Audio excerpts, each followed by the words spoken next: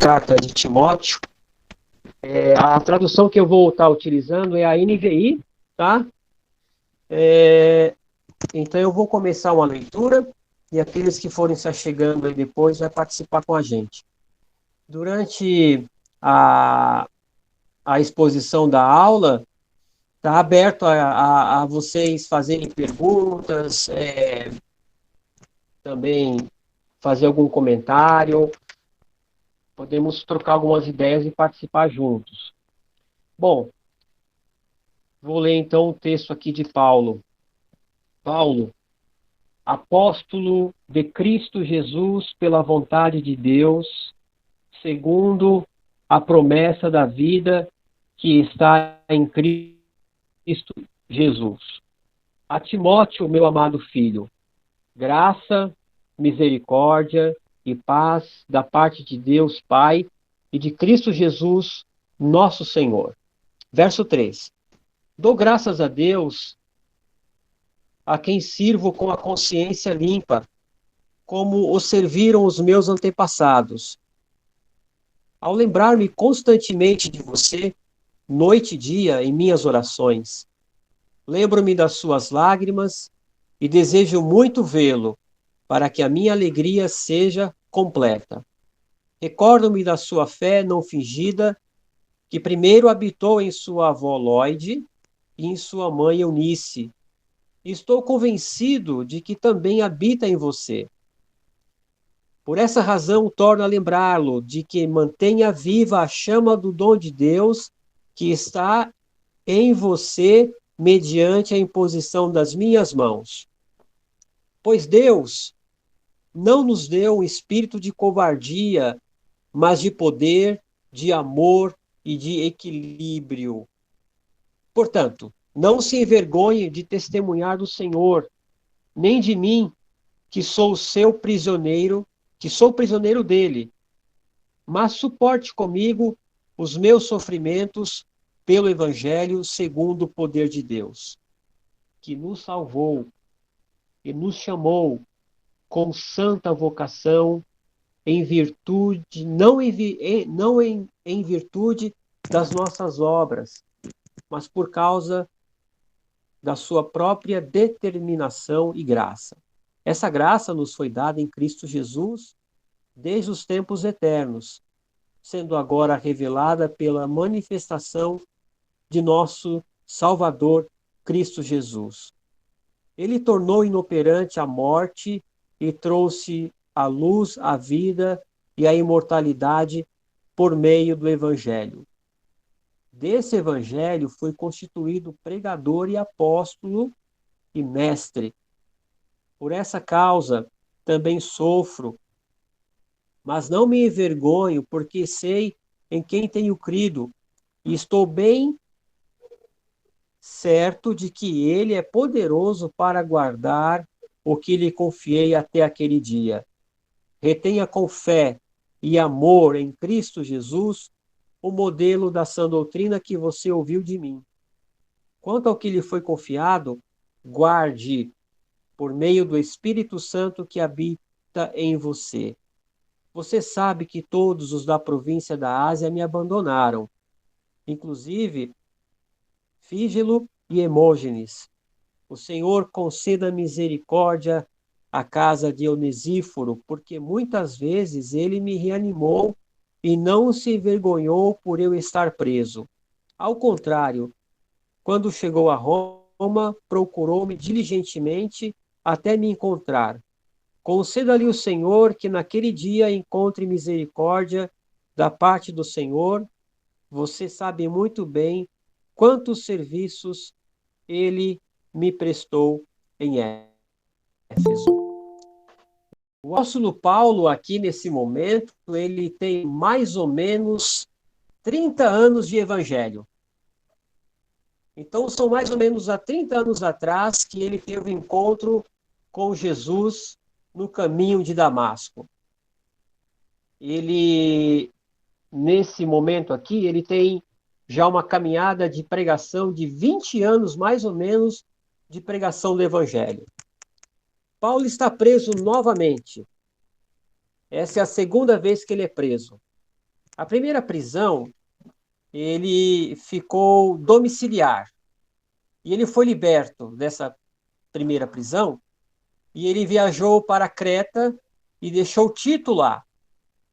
E deixou Timóteo, o jovem Timóteo, em Éfeso.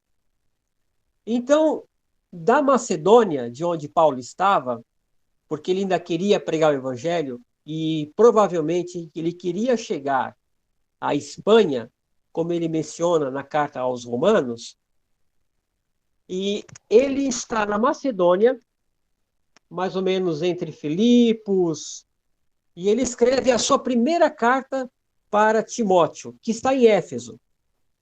Essa primeira carta é uma carta que Paulo vai orientar Timóteo a como cuidar da igreja. Ele escreve vários conselhos. No final da carta, da primeira carta, Paulo finaliza utilizando o verbo guardar.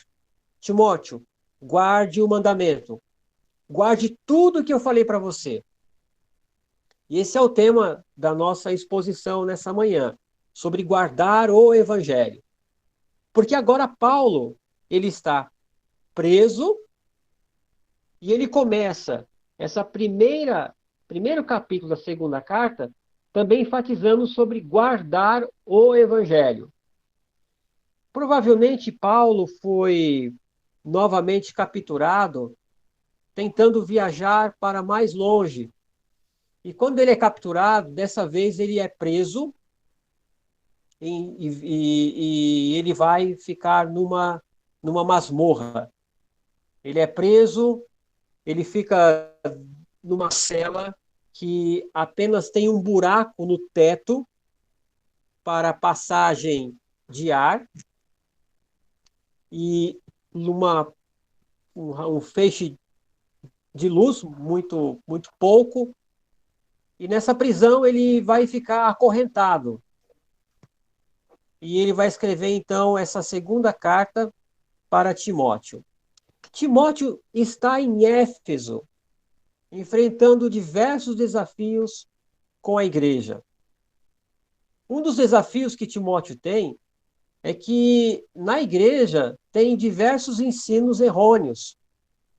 Há um afastamento enorme de muitos da sã doutrina que Paulo fala. Há uma confusão do ensino, há uma confusão doutrinária, há uma confusão moral. E o Timóteo precisa permanecer firme e ensinar e pregar e dirigir a igreja. Veja que responsabilidade é para esse jovem.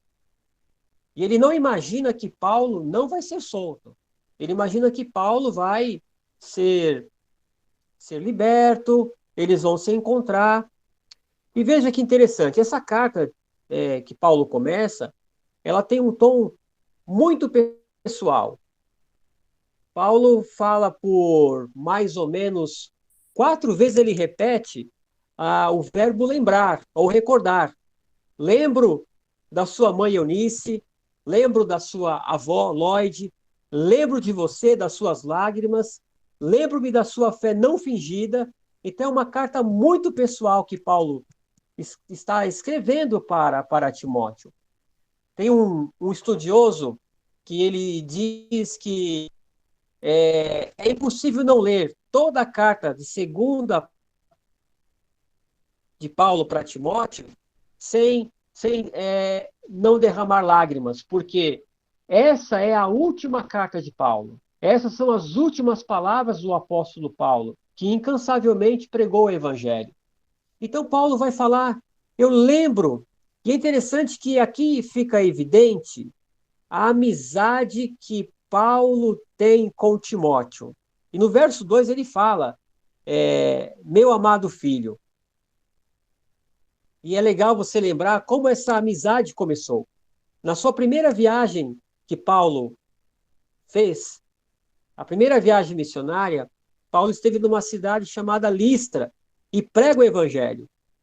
E a família de Timóteo, a Eunice, que é a mãe dele, é uma hebreia, e o pai de Timóteo é grego, a avó, Lloyd, e Timóteo recebem o evangelho.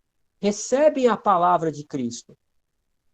Depois de um tempo, quando Paulo volta para revisitar os irmãos, ele vê que aquele jovem, ele teve um progresso na fé. Ele cresceu, ele entendeu o evangelho. E o interessante é que Paulo chama aquele jovem para caminhar com ele. E ele aceita. Então ele começa a caminhar. A segunda viagem missionária de Paulo, Timóteo está na bota de Paulo, caminhando. Então, provavelmente, quando Paulo quis, num certo momento da sua viagem, ir para Mísia, ir para Bitínia, e o Espírito de Jesus, como diz em Atos 16, Jesus não permitiu que Paulo fosse para Bitínia, nem para Mísia, e aí eles param no porto, e Paulo ora, e aí aparece para ele um varão, um homem, com roupas da Macedônia, e diz, passe para cá, e eles vão para Filipos, e ali funda a primeira igreja de Filipos, a igreja aos filipenses, e Timóteo está acompanhando tudo isso. Timóteo está ali vivenciando isso. Aí eu quero aqui abrir uma fala pessoal minha. Eu tive uma experiência missionária há um tempo atrás. Eu vou falar um pouco também disso, um pouco da minha vida pessoal, para que você me conheça também. Eu me converti aos 17 anos de idade. Eu conheci uma jovem e ela me chamou para ir para a igreja. E eu falei, não sei não, hein? Esse negócio de igreja, ser crente, eu não estou muito afim, não. Mas como eu achei ela linda, eu falei, pô, eu acho que eu vou então, né? Aí eu fui. Quando eu cheguei lá na igreja, aí eu gostei muito. Gostei dos louvores, gostei da palavra e comecei a frequentar o ano todo a igreja.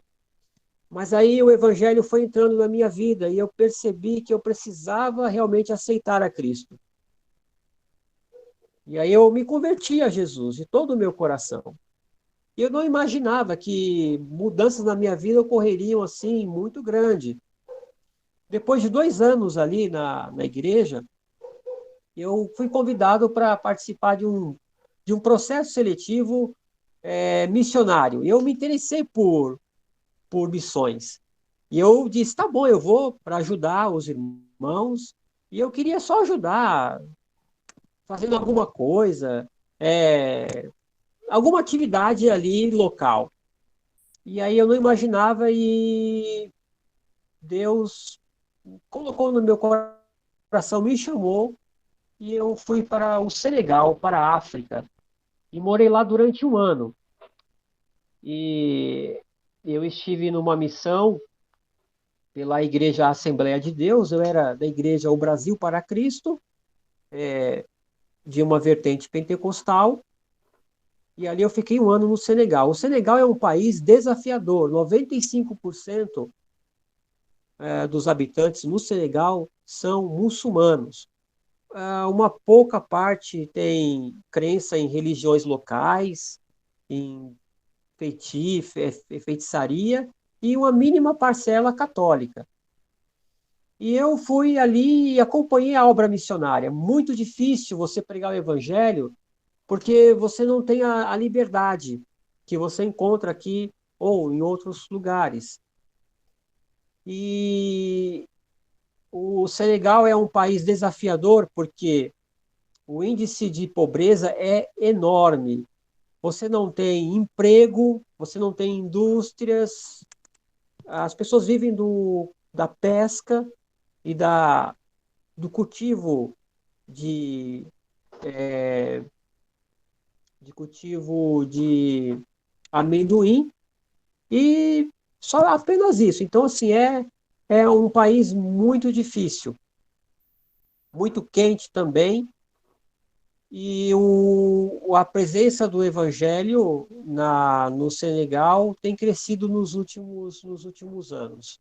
Algumas missões têm entrado com mais afinco, porém, é uma missão que sempre precisa pregar o evangelho, oferecendo um serviço, porque você não consegue pregar a Bíblia abertamente. Então, você desenvolve projetos diversos, tem gente que trabalha com esporte, tem os que trabalham com profissionais, outras missões desenvolveram trabalhos com saúde, criou um pequeno centro de atendimento à população e vai pregando o evangelho. Timóteo aqui, ele é um missionário em embrião. Ele é um futuro pastor, mas ele ainda não sabe ainda das responsabilidades que vai assumir. E aí no verso 6, o Paulo vai falar uma coisa extraordinária para Timóteo. Ele fala: Timóteo, lembre, Timóteo, do dom que você tem. Reanime o dom que você recebeu. Mantenha viva essa chama que você recebeu. Lembra quando você recebeu a Cristo? E você recebeu um dom lá. Você, pela minha imposição nas minhas mãos, Deus te deu um dom. Eu quero que você não apague esse dom. A versão Almeida do século XXI, ela utiliza o termo reavivar, desculpa, despertar. E a Bíblia de Jerusalém fala reavivar. Avivar a chama. Mantenha a chama acesa. Não deixe que nada apague. E Paulo fala, lembre disso. Então nós aqui, que estamos aqui hoje nesse encontro virtual, Deus deu dons para nós. Nós temos dons naturais, nós temos dons espirituais, e a gente não pode deixar essa chama apagar. A gente não pode deixar esse dom morrer, por nenhuma circunstância. E eu quero que você lembre disso, que você desperte o dom que Deus te deu. Então vai pensando aí, quais são os dons que você deixou apagar um pouquinho, que estão aí meio frio, que você não está utilizando ele. Você precisa utilizar ele. Seja dom natural, seja um dom espiritual que você tem. Tem gente que tem uma facilidade enorme para a criação de diversas coisas. É um dom natural, é uma mente criativa, escrever, falar, comunicar, ajudar, encorajar. Mantenha vivo esse dom em você. Não desanime, hipótese alguma. Essa é a mensagem que Paulo está falando para Timóteo. Timóteo, não deixe que esse dom apague. Você precisa desse dom. E na obra missionária, principalmente para Timóteo ali, esse dom seria extremamente importante. Por quê? E aqui que eu acho super interessante. Timóteo é um jovem super interessante.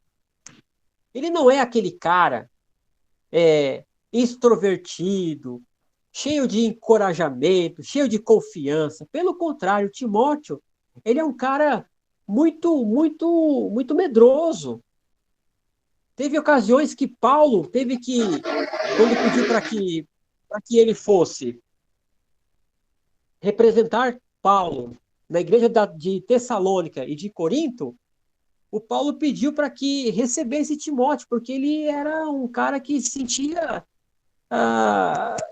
ele não se sentia confortável em algumas situações. Ele era tímido. Viu, Francisco? Então, além oi? dessas características que você está trazendo do Timóteo, ele também era um cara com alguns problemas de saúde, né? Verdade. Eminentemente até o apóstolo Paulo.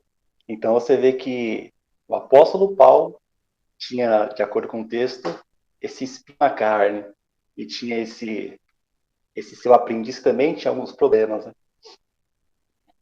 Boa, é verdade, bem lembrado. Timóteo até recomenda na última carta, né, ou na segunda, para que ele tome um pouco de vinho, não só água, né, para ajudar o problema que ele tem de estômago. É verdade, é um jovem fraco de saúde também. E olha que interessante como Deus faz as coisas. Está vindo sobre Timóteo uma responsabilidade que vai além da sua capacidade natural. E Deus está chamando ele para responsabilidades além da sua capacidade natural. E muitas vezes nós somos desafiados a isso. A gente às vezes se sente incapaz de algumas coisas, mas Deus está chamando mesmo você para fazer isso. Deus está capacitando. E aí eu não vou limitar somente em questão da obra de Deus, ou da obra na igreja, obra missionária, mas também no trabalho, no nosso trabalho que a gente tem. Assumir uma responsabilidade nova, assumir um posto novo. Talvez alguém olhe e fale, você não tem capacidade, você não tem qualificação. Mas se Deus está abrindo a porta para você, vá e você vai aprender, você vai conseguir. Então, Deus vai nos encorajando, vai nos fortalecendo. Veja bem, irmãos, que fique bem claro para nós não esquecermos que ser cristão, ser de Jesus, é viver sem medo, no sentido de não ter medo das oposições, das dificuldades, porque certamente elas virão, elas estarão sempre aí. E é o que Timóteo vai sempre enfrentar. Vai enfrentar oposição, ele vai enfrentar rejeição, ele vai ser questionado, ele vai ser confrontado. Paulo foi assim. Se você olhar para a vida de Paulo pregando o evangelho, não é todo mundo que aceita o evangelho, mas Paulo continua pregando. Então, ser cristão, sem sombra de dúvida, é ter, não tem nada a ver com covardia, mas é ser corajoso. E para Timóteo isso é difícil, porque ele é um cara introvertido, ele é tímido.